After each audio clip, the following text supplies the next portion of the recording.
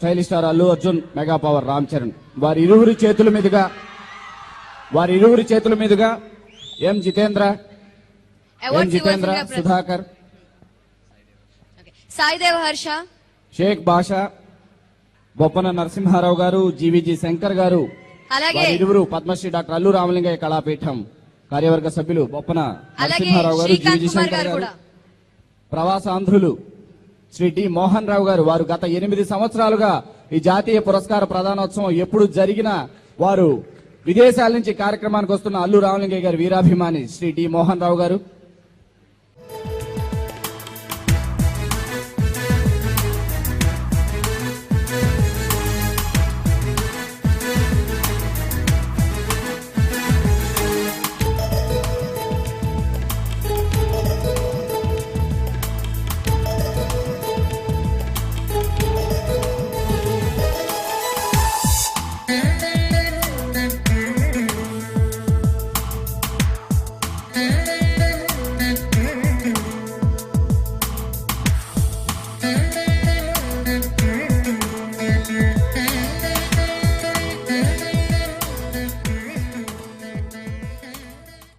అలాగే శ్రీకాంత్ గారు కూడా వెళ్లి అవార్డు అందుకోవాల్సిందిగా కోరుతున్నాం. ఇందాకలా మనం చూసిన అల్లు రామలింగయ్య గారి చిత్రమాలిక వెనక ఎంతో కృషి చేసి ఆ చిత్రమాలిక ఇవాళ మనందరం చూసేలా చేశారు మిస్టర్ శ్రీకాంత్ కుమార్. అలాగే అల్లు రామలింగయ్య గారికి సంబంధించిన ఎన్నో పుస్తకాలని కూడా ఆయన ప్రింట్ చేశారు.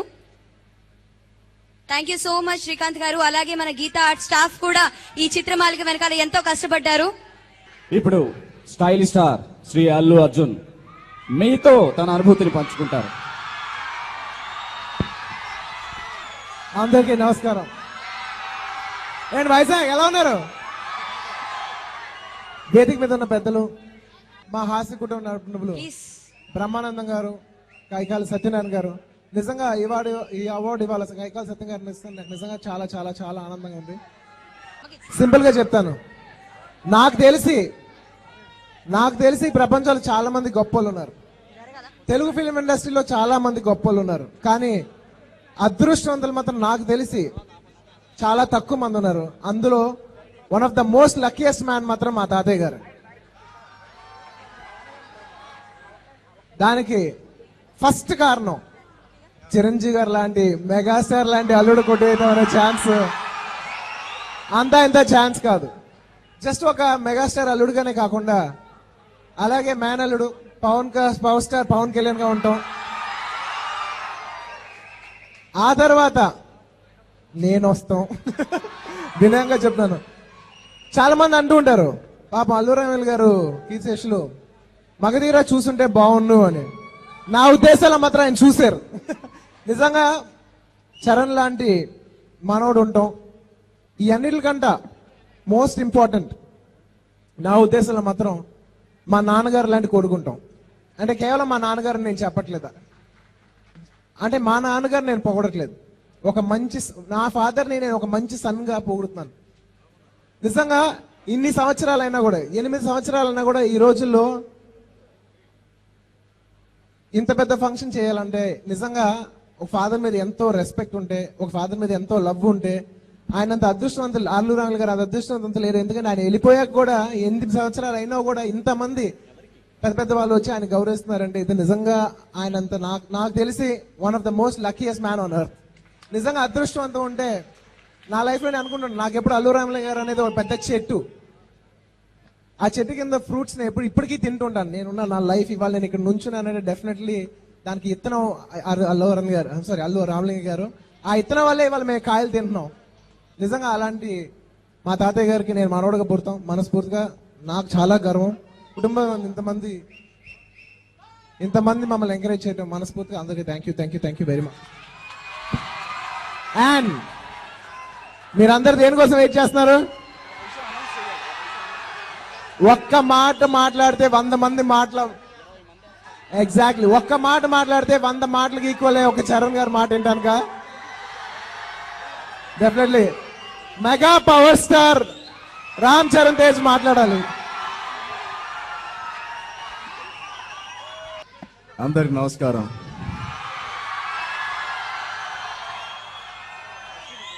కూర్చోబోయి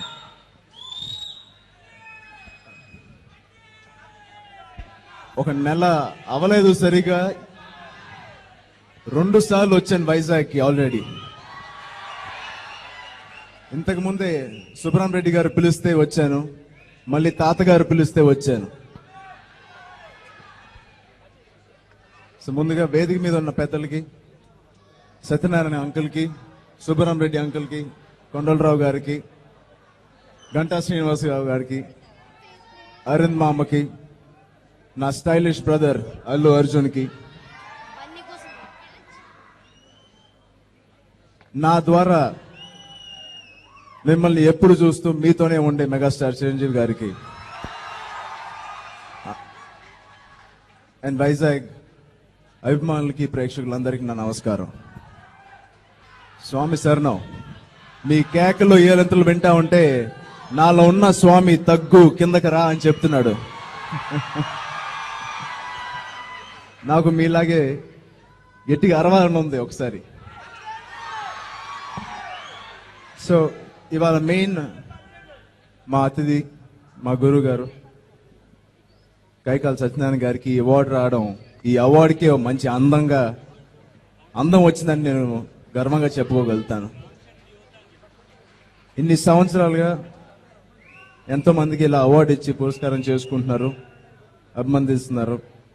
ఇలాగే జరుపుకోవాలని ప్రతి సంవత్సరం, దానికి మీ అందరి సపోర్ట్ ఉంటే ఇంకా బాగా చేస్తామని మేము మనస్ఫూర్తిగా కోరుకుంటున్నాను. తాతగారితో ఎన్నో సందర్భాల్లో కొన్ని సందర్భాలు నేను మీకు చెప్తాను. ఆ సందర్భాల్లో ఎక్కువ శాతం నేను బన్నీ కలిసి ఆయన్ని ఆటాడించే సందర్భాలు ఎన్నో ఉన్నాయి. 70 సంవత్సరాలకి ఆయన నాకంట వేగంగా పరిగెట్టేవాళ్ళు. ఆ క్రెడిట్, ఆ గొప్పతనం ఎవరిదో కాదు, బన్నీది. బన్నీ అల్లరికి ఆయన కాముగా ఉండలేక బన్నీని కొట్టాలనే తాపత్రయంతో ఇంటి చుట్టూ తిరిగేవారు. ఎప్పుడు దొరికేవాడు కాదు బన్నీ. అలాగా తాతగారిని హెల్త్ ని ఎంతో ఆరోగ్యంగా పెట్టాడు బన్నీ. నా దగ్గరికి వచ్చేవాడు, చరణ్ నువ్వు బన్నీని నా దగ్గర తీసుకురా, నీకు ఏదైనా గిఫ్ట్ ఇస్తావనేవారు. నాకు దొరికేవాడు కాదు, అంత అల్లరి బన్నీ. సో పొద్దునే విగ్రహం ఆవిష్కరణ జరిగింది. ఫస్ట్ విగ్రహం ఇక్కడే చేశారు, చాలా చాలా బాగా చేశారు. కొండలరావు గారికి స్పెషల్ గా థ్యాంక్స్ చెప్పాలి. ఎంత మంచి ఫంక్షన్, మందిని పిలిచి మమ్మల్ని అందరినీ ఒకసారి తీసుకొచ్చినట్టు. నిజంగా కుటుంబ సభ్యులుగా నేను, బన్నీ, మామగారు వీళ్ళందరూ వారసత్వం పుచ్చుకుంటే, నటన పూర్వంగా కేవలం బ్రహ్మానందం గారే ఆయన వారసత్వాన్ని పుచ్చుకున్నారు. సో ఇలాంటి గొప్ప నటుడికి